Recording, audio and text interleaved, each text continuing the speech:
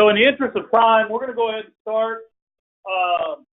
Adam, can you hear me? Okay, so if you're online still, you can just go to the question pane and ask your questions.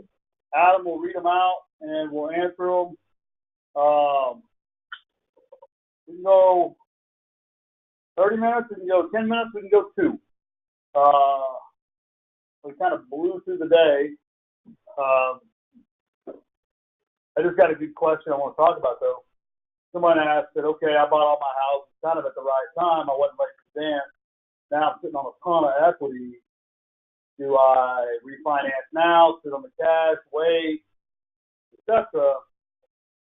My personal opinion, and this is a point of departure from where I was when I was taught by Scott, and it's been influenced largely by the billionaire I was referring to. I'm very pro-debt now, but I'm very pro-responsible debt, appropriate debt, I guess I should say.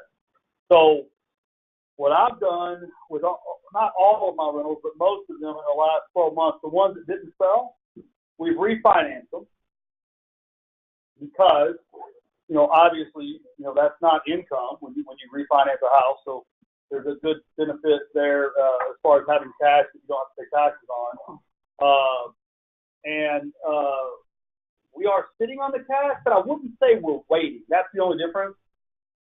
We're trying to put that cash in play on the right assets at the right time.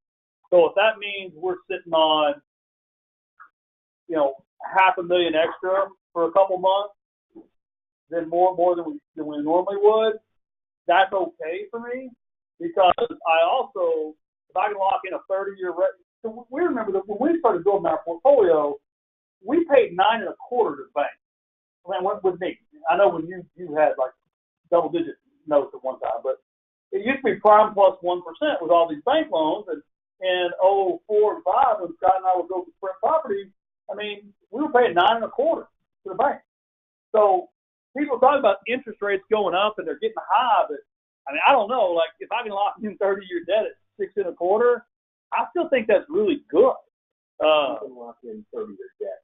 Let me make a comment about debt, though. What Tim said is use smart debt.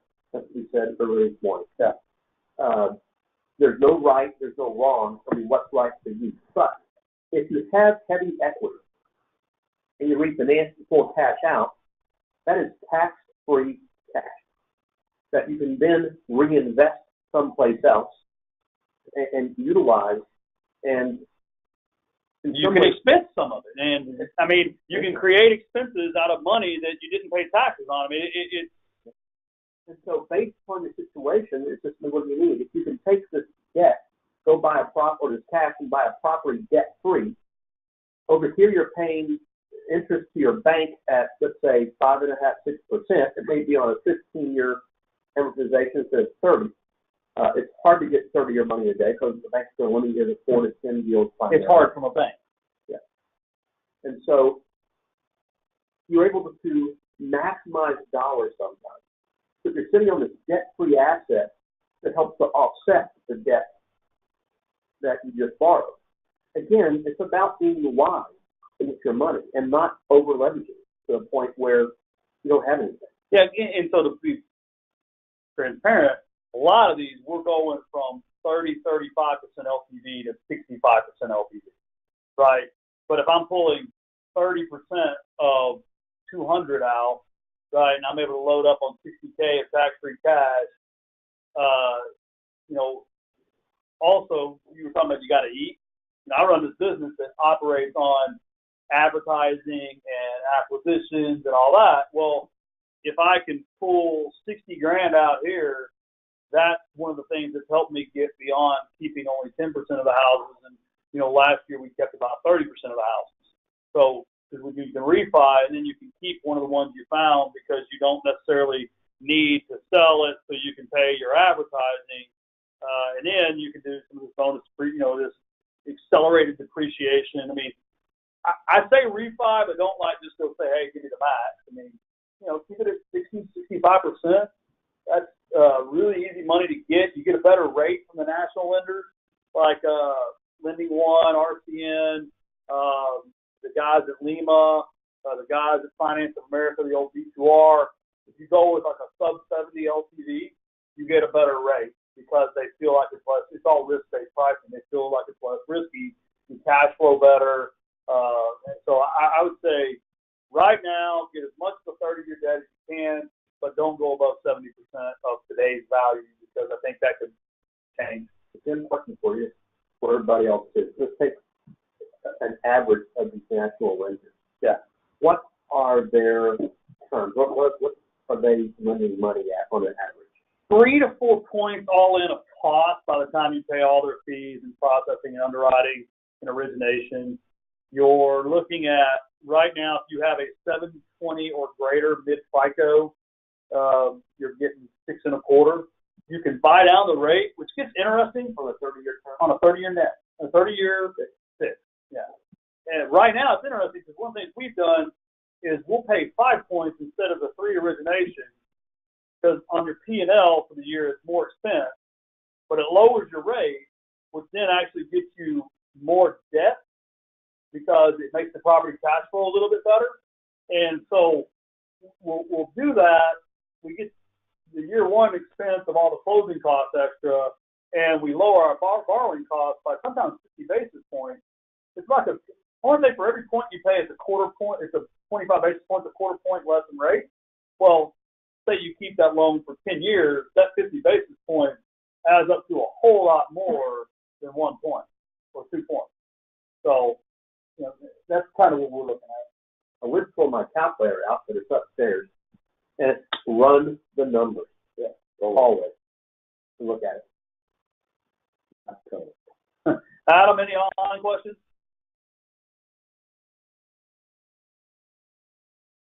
What are the options to refinance that don't involve credit over 650 FICO? You're going to pay 7 1/4 to 7.5%.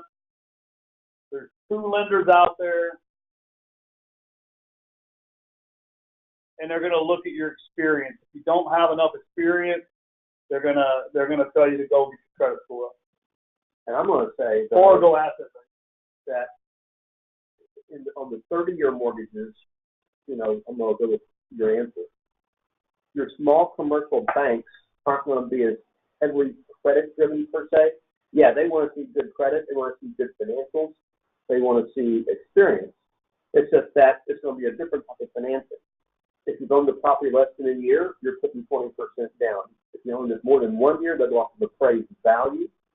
And you're still probably looking between 6 and 6.5%. That's going to be on a 5-year fixed, 15-year amortization.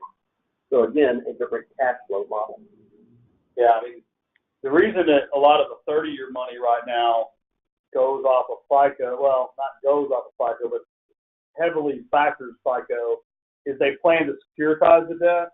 And when we first started working on the first single-family rental securitization, my Lord, that was 5 years ago, we were sitting down with Moody's and Morningstar and all these really smart rating agencies that the only way they understand value mortgage is what's the credit score. And we kept trying to explain to them, like, no, look, you don't understand. This thing's a cash flowing asset. It's like a multi-family property. I mean, you've got a maintenance ratio, a vacancy ratio, a management ratio, a capital expenditure ratio. You've got fixed costs and variable costs, and here's your net cash flow, and here's how you look at it. They're like, yeah, what's their FICO? You're like, all right, well, never mind. So then we came up with the FICO bucket.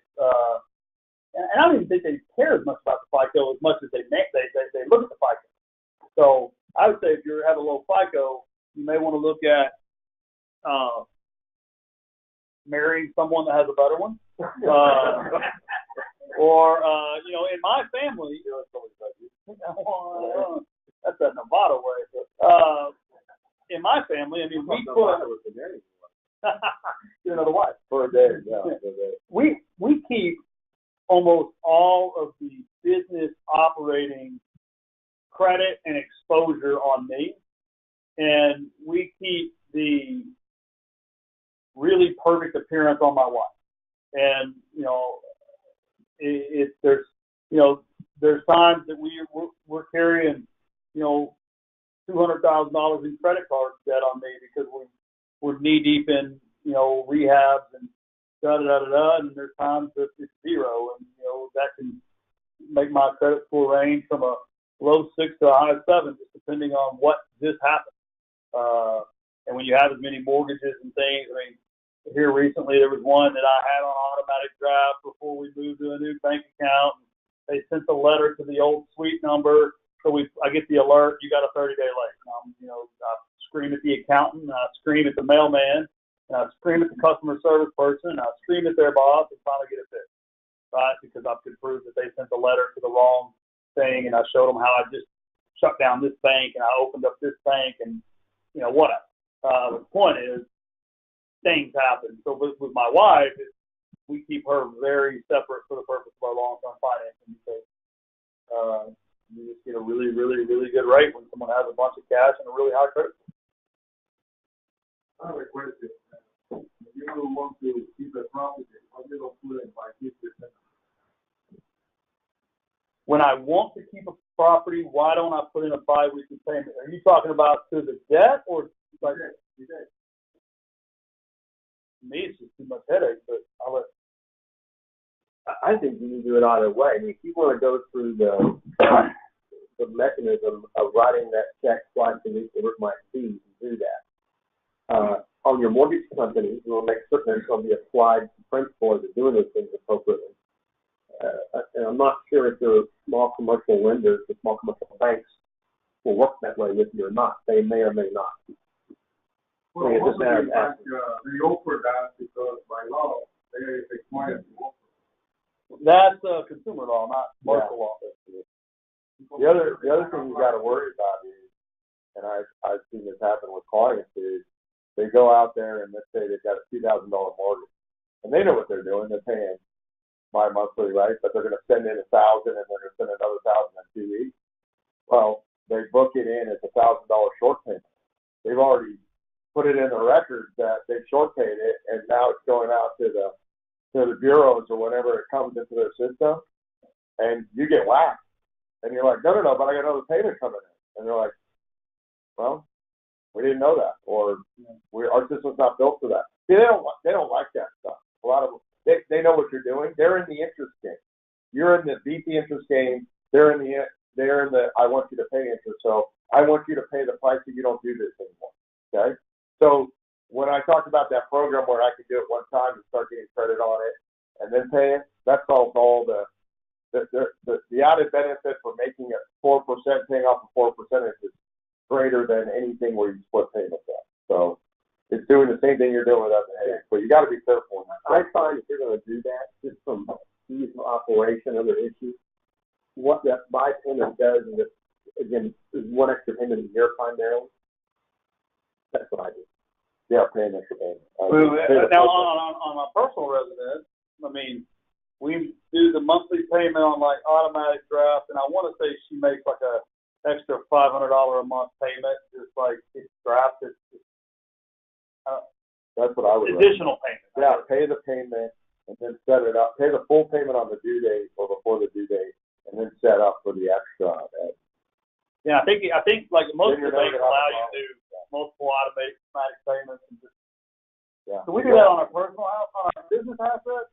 I'm so worried I'm going to misplace money or forget that I paid something or not pay. I'd rather just keep it really simple because, again, my whole philosophy on rentals is it's an investment. It's something I should not worry about, think about, or really even remember most of the time until I get my monthly report.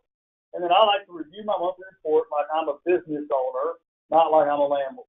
And it's changed in the years. And, you know, I'll tell you, my philosophy is based off of if you own stock in Walmart, right, like Russ's kid, you know, if they buy 29,000 bottles of Tide and plan to sell it for $3 a bottle and have to sell it for $2.50, they don't call each shareholder to approve that decision, right? It happens before you even know it. And to me, that's the way my rentals are. Right? I mean, if they have to go change the lever on a toilet, like, you know, what are we going to do? Tell people not to use that bathroom? You know, so I like to set and forget that, just like I like to set and forget the financing. And then it puts me into a management role versus or an oversight role versus a management. So you mentioned some national lenders. Do you know or find a contact information on that list? 3L Finance, we're happy to introduce you. And I say that because so we did something different at 3L. Instead of adding on top of what the lender charges, because I had run B2R on the national scale, and I knew exactly what they build into their pricing model for marketing expense. I told them, I said, look, you just need to pay me that 100 basis points per loan. We can't do that. That's our marketing expense. We don't have a marketing expense. I know Jeff. I mean, how's that a marketing expense? Anyway, we don't mark it up. We make them pay us out of their fees. So you have zero added cost whatsoever to call my Lisa or Patricia or Jennifer or Ricky. So why not? Adam, any other online questions? Asked an additional question. How does that apply when coming out a hard money loan when property has been rented? Is that the same 650 FICO? Correct. If you're going rate and term, not trying to pull cash out, there's really no difference.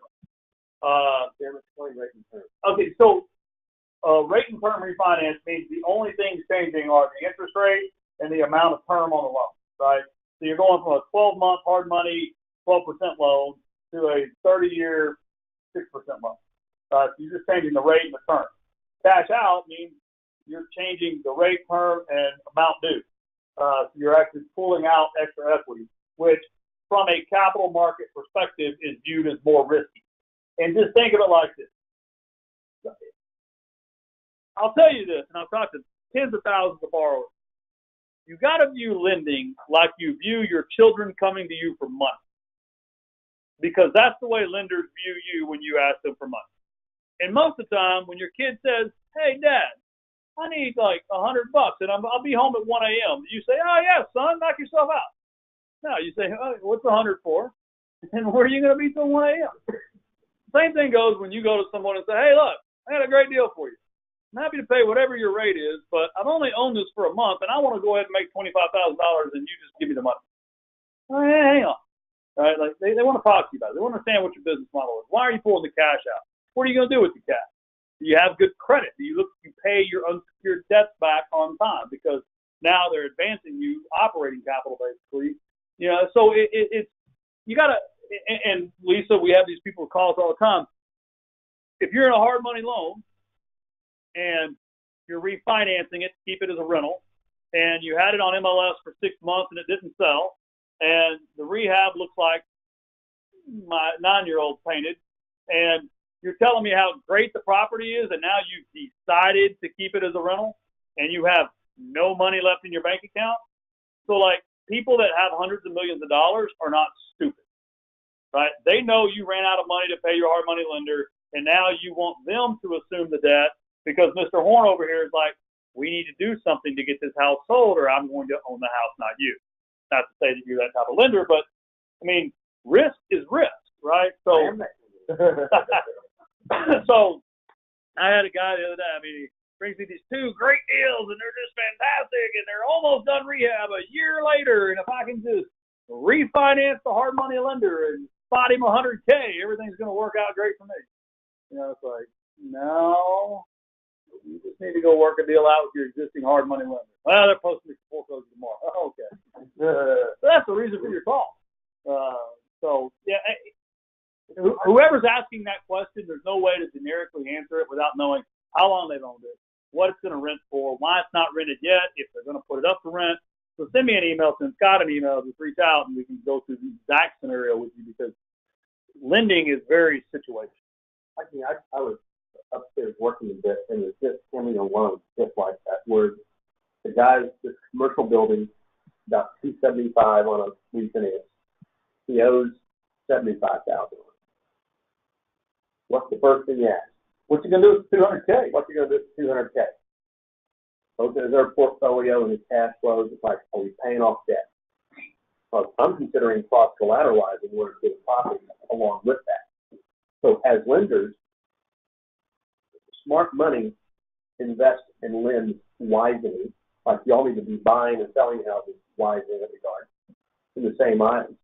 So we're going to look at those kind of things as we make decisions out there. Read The Richest Man in Babylon.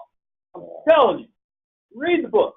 Because it even talks about, like, the guy that wants to be a shopkeeper that's never been a shopkeeper, but he's just trying to talk the guy with the loan and they're giving him some money. And it's like, it's just common sense, right?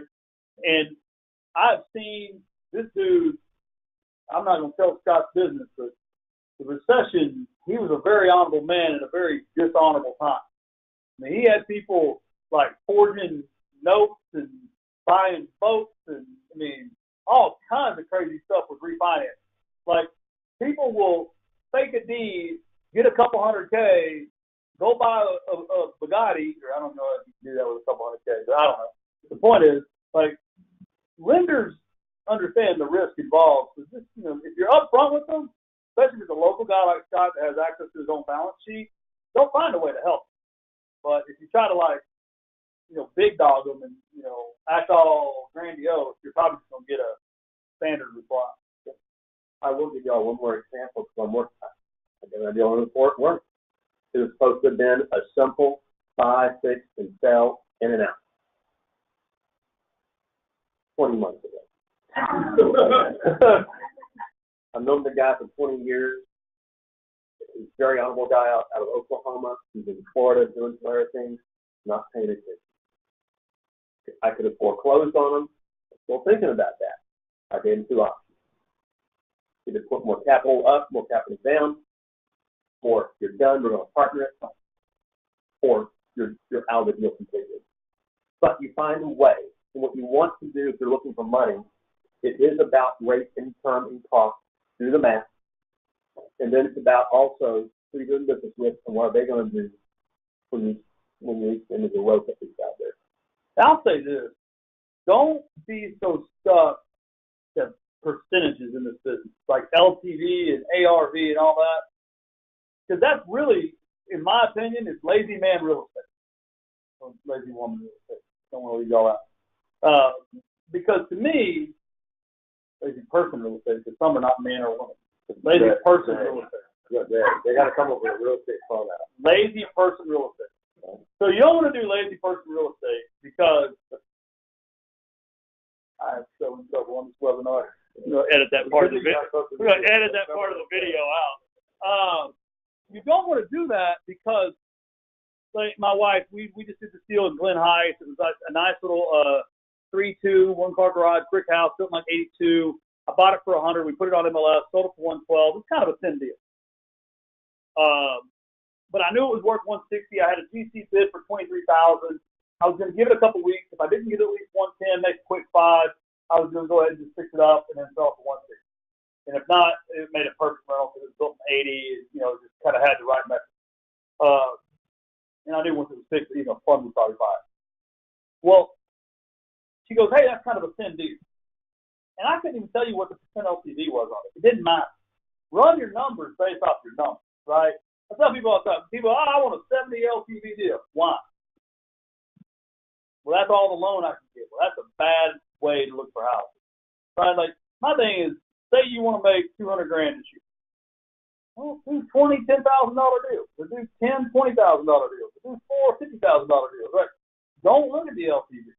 Look at your available cash and find out what kind of deal you can get and figure out how many of them you need to do that. I mean, you run your numbers backwards, come up with what that profit is, and it tells you what to do. Okay.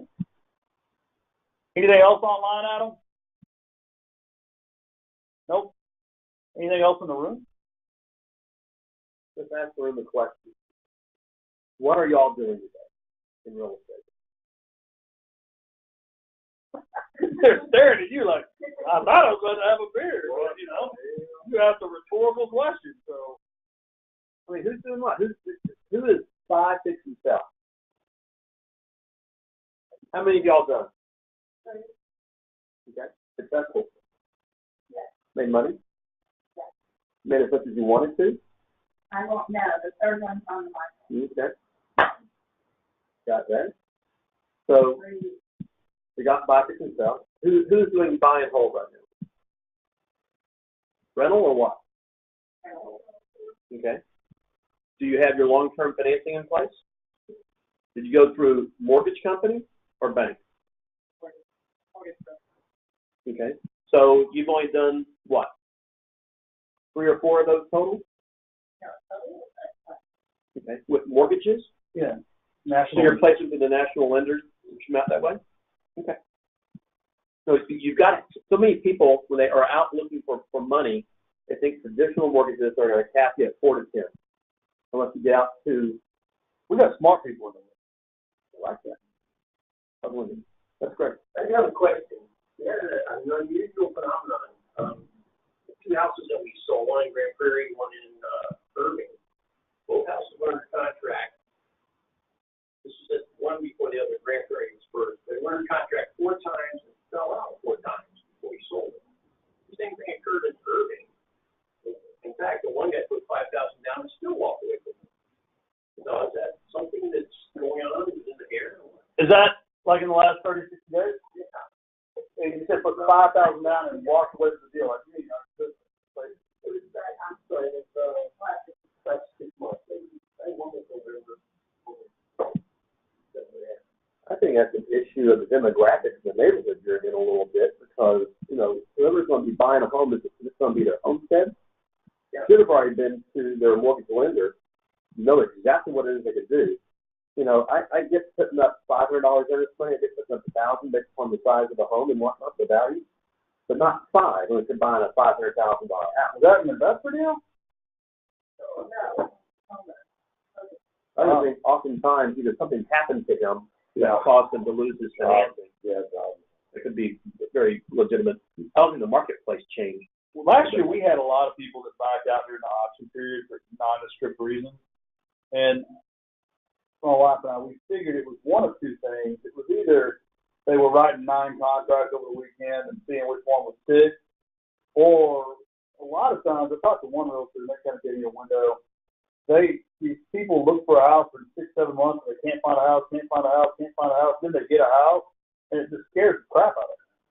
And they think they're about to pay so much, and it's just, I don't know. I mean, I'm talking to Boyle.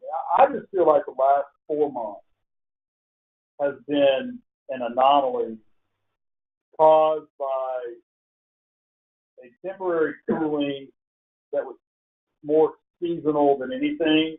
And I think just everyone's so worried about, is this the end of the road for this, you know, yellow brick economy we're in, that any little blip is going to bring out the boo birds and the